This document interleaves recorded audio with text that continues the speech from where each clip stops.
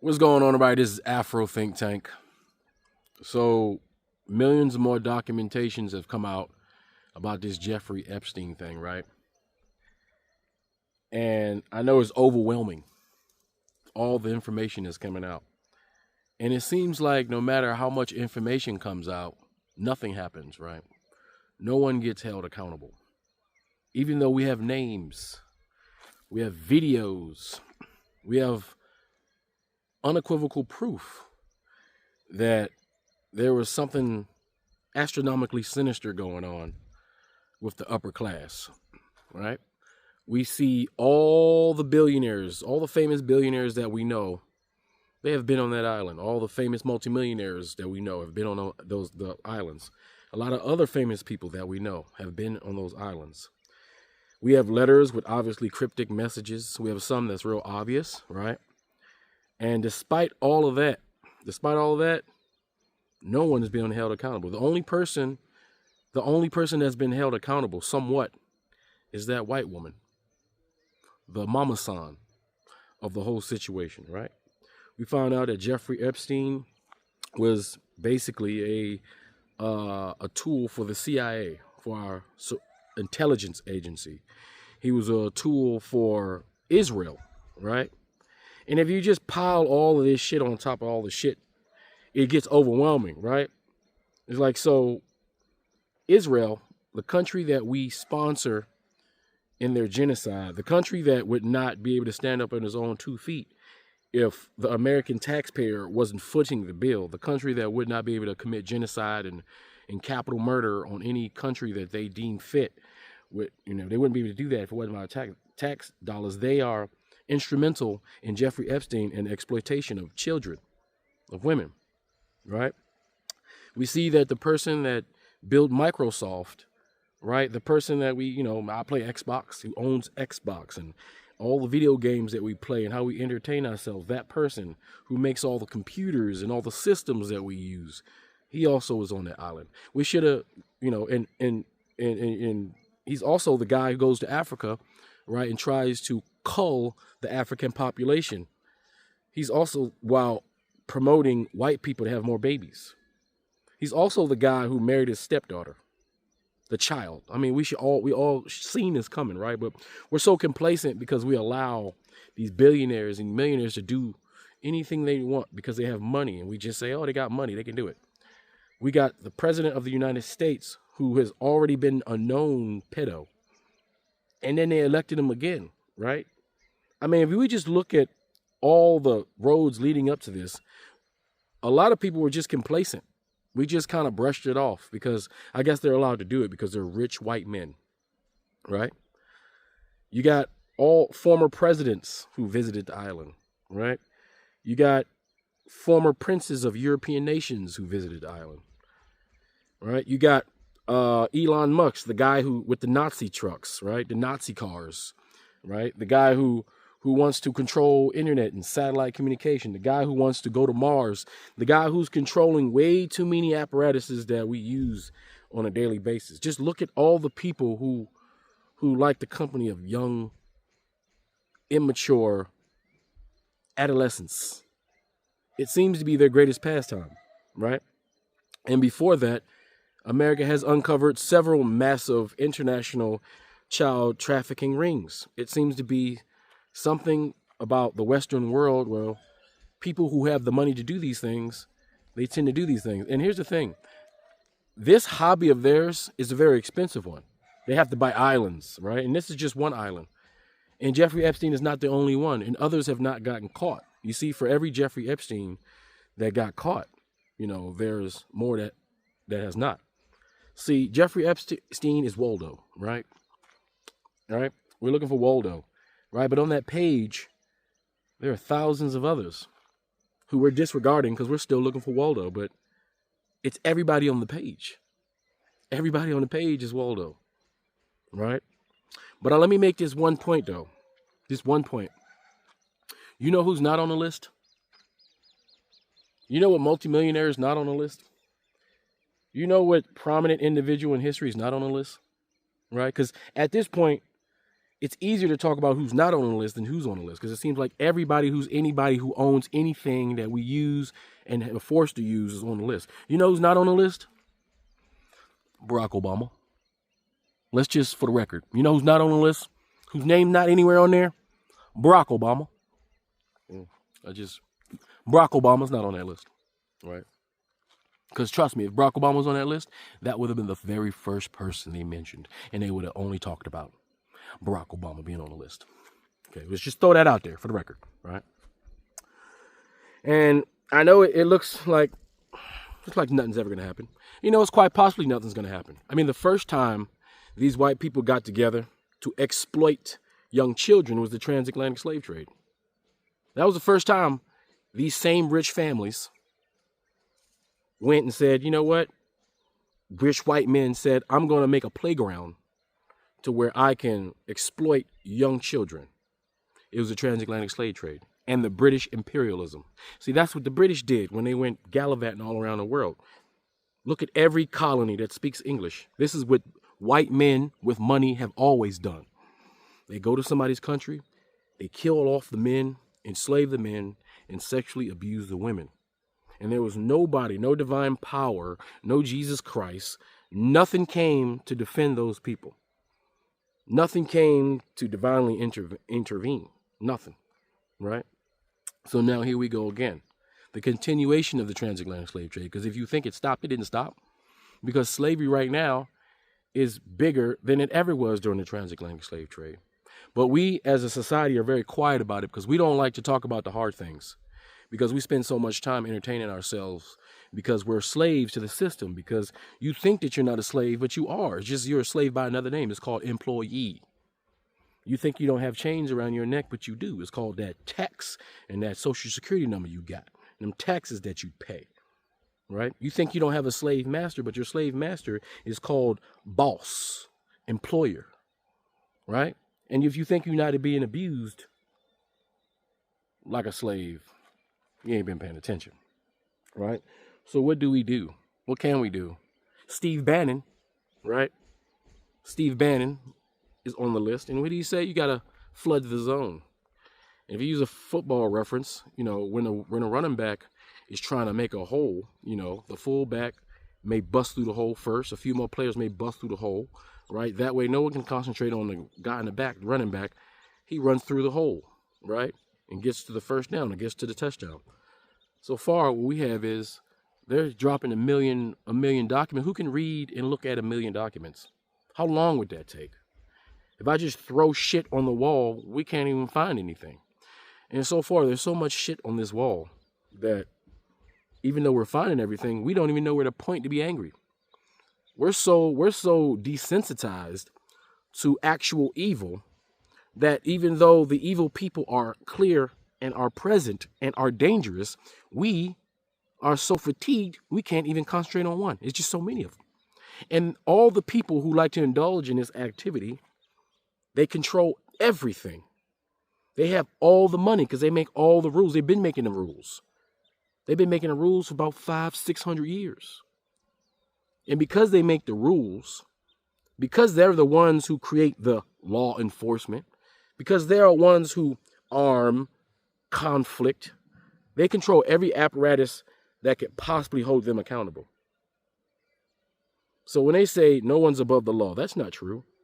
If you're a millionaire and a billionaire, you are above the law. And these people are above the law, clearly. Right? And everybody's getting disgruntled. I see it. Everybody's saying nothing's going to happen. I know a lot of these people are going to get away with it. Some people have already gotten away with it because they've done passed on. Right? They done passed on.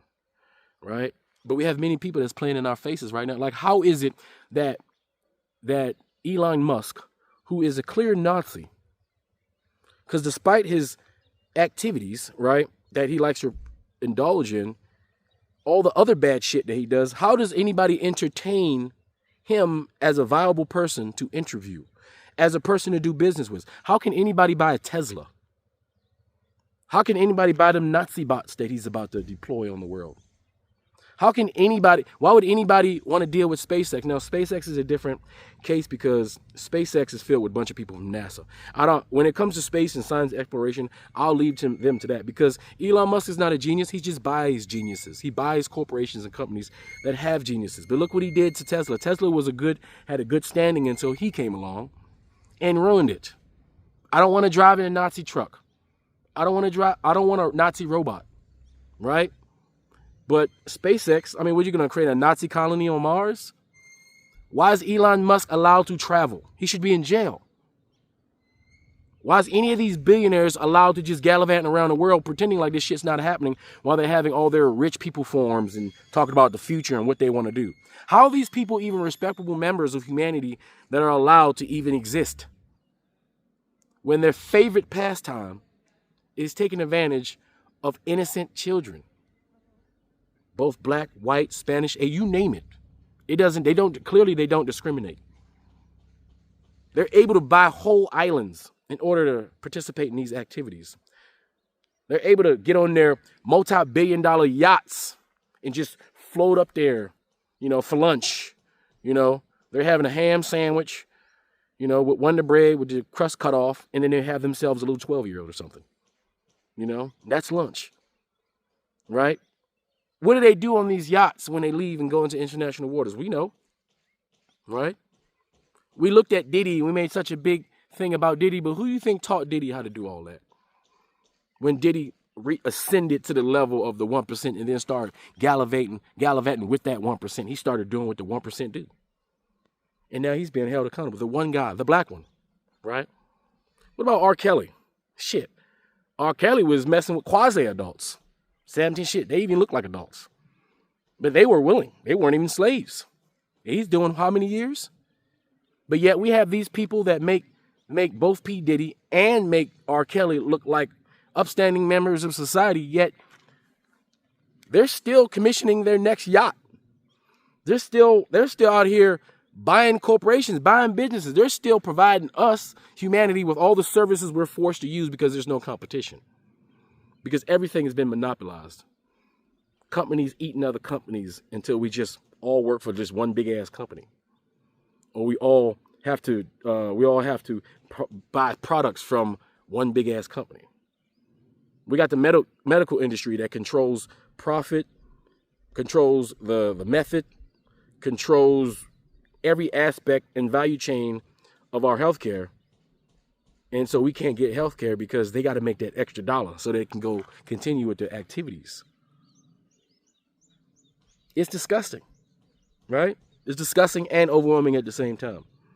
And there are things that we can do, right? Only thing we can do is become more intelligent, and we're going to have to, which is hard to do, we're going to have to start to boycott these businesses that these people own. But that's really hard to do when you need these businesses to operate, right?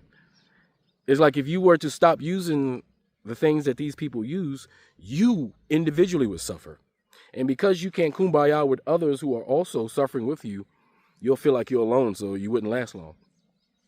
Like many people just still go on to Target. Why? Because it's right around the corner and it's convenient. And they don't want to drive a few extra miles up the road to go somewhere else. Because protesting these people gets harder and harder as they own everything.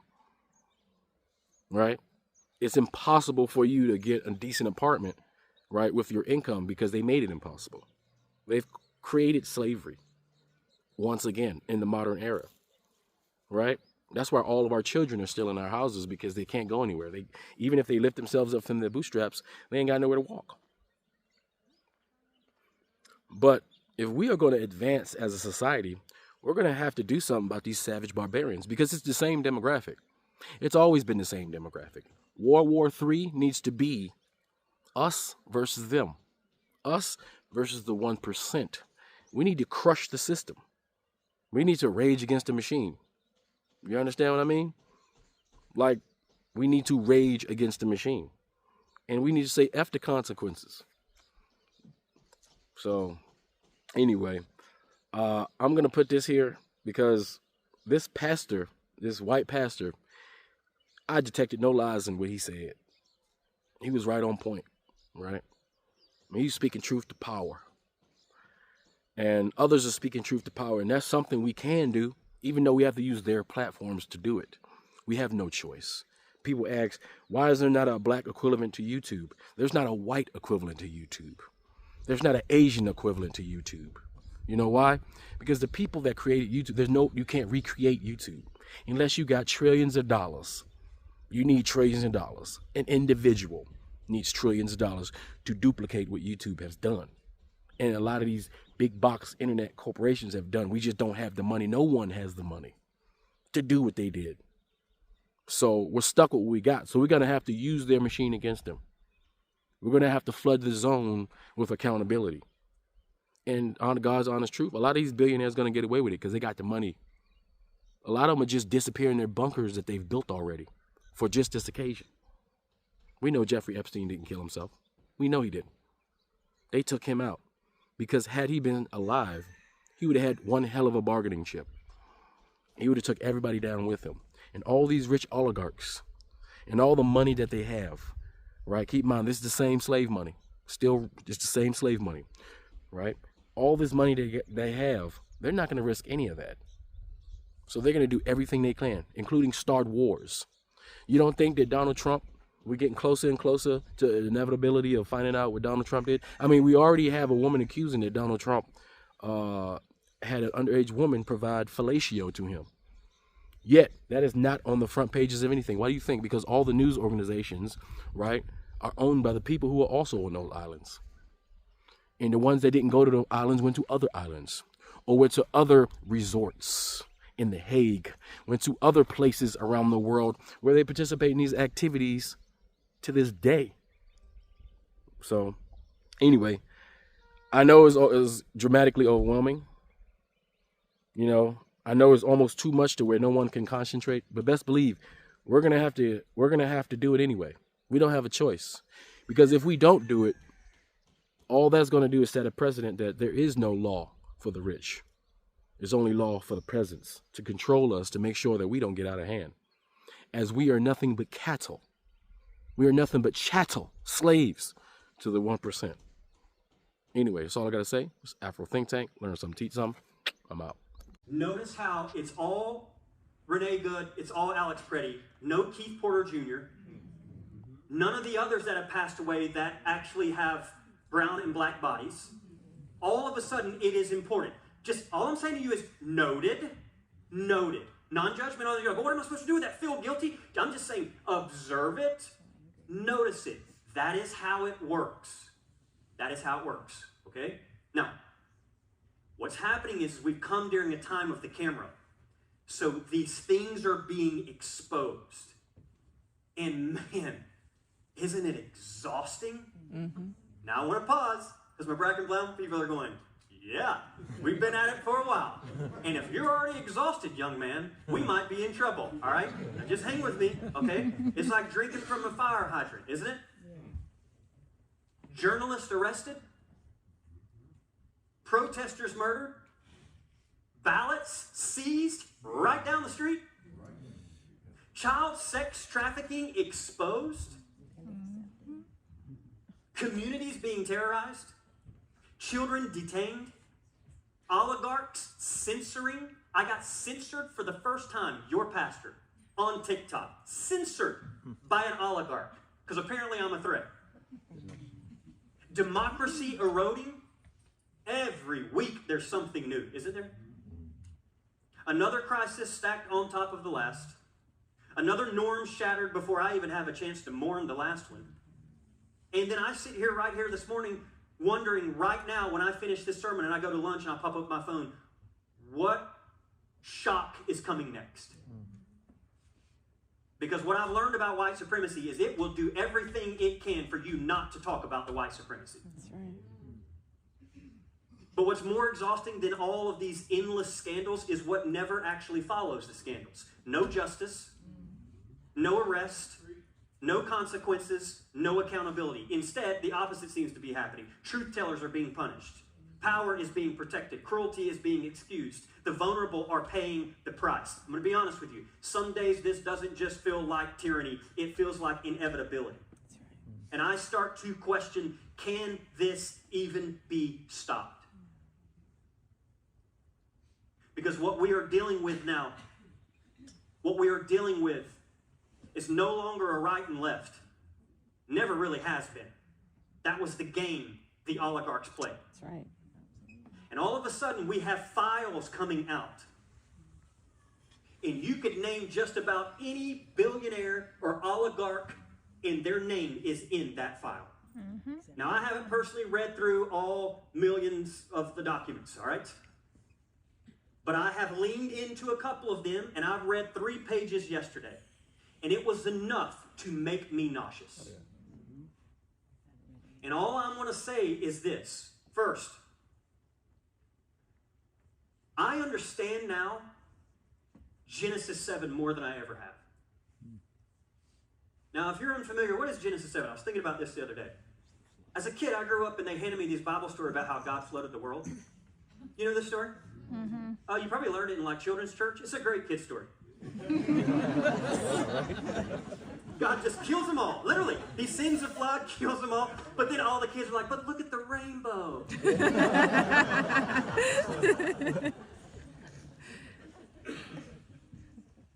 It's like all the kids, they don't even, I don't know about you, maybe you were that kid, but like as a kid hearing that story, I never grew up like, what about the genocide?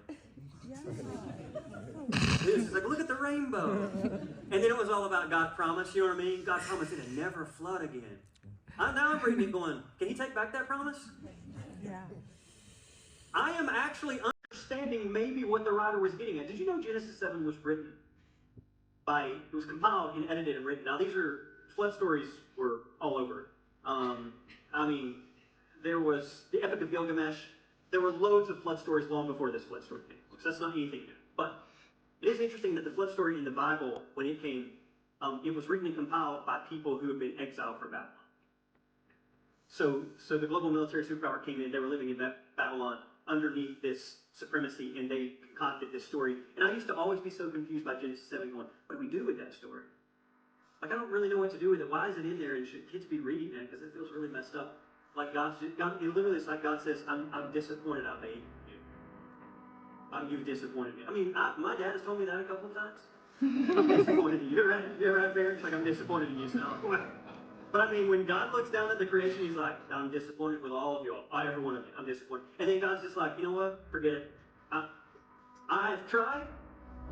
This is God. Yeah, God's like, I've tried. I've tried to wake you up. Noah, it's just not working, so I'll tell you what, we're going to go to plan B. We're going to kill everybody. That's plan B. That is the story. It's in there. You're like, Pastor, don't say it out loud. That's the story. And it has occurred to me recently, in light of where we are right now, sometimes it feels like, can this be stopped? And I've been reflecting on Genesis 7:1. Maybe that was the point of the story. Because you know the people who edited and compiled this were living in a world where it felt like their oppression couldn't be stopped. That's where these writings come from. And right now in the world we live in, I start to realize that maybe the flood story reflects the longing for a genuine reset of the world. Because the world, to that writer, had become irredeemable and corrupt. Man, imagine if we read it that way. This is like a longing. God, can you just reset the whole thing? I'm going to say this in the plainest way possible. When over 1 million pages has released and nothing fundamental has changed, the story is not stalling. It's not. It's completed. Because systems don't respond to volume, they respond to threat. And what this proved unmistakably is that disclosure itself is not a threat. So I'm going to show you what's actually happening when files like this drop. The system is not asking, is this true? It's asking, does this interrupt continuity? And when the answer is no, the response is automatic. Slow it down. Spread it out. Turn it into a process. Let attention fragment. Let time finish the job, because time is the best solvent there is. And that's not a choice. It's how large systems preserve themselves. So every new batch is not reopening a story. Not at all. It's reaffirming the outcome. Every release answers the same question again and again recursively. How much can be revealed without forcing any redesign? And the answer keeps coming back the exact same. Every single batch. And that's the uncomfortable part that people don't want to get to on the news. Because what we're watching is not a reckoning, it's instruction. Right? It's instruction. Not instruction in committing harm, but instruction in how to remain survivable inside the system. It says you don't need secrecy, you need dispersion. That's what the files say. It says you don't need silence, you need time. That's all they say. It says you don't need innocence. You need to avoid becoming a load-bearing point. And most of all, it says, as long as continuity holds, everything else is negotiable. I just read to you everything that the file said right there. And that's why absence matters more than the pages. Over 1 million pages. I want you to really sit with that. No structural response. Nothing. No line drawn. No irreversible rule. No moment where the system said, this stops now. That absence is not confusion. That's the signal right there. They just responded to you. That is the systemic response, the silence you're hearing right now. Because systems teach through repetition, and the lesson being taught here is simple. Nothing about this itself requires change. That is the lesson of the Epstein files, the whole thing right here. And that's why the story feels flat, and that's why outrage doesn't even accumulate into anything. And each release feels smaller than the last, and why the response is always procedural instead of decisive, because the calculation already ran. It's already done. The result was already acceptable. So when people ask, why release anything if nothing follows? The answer is because releasing without design stabilizes the system. I'm going to tell you why they did it again.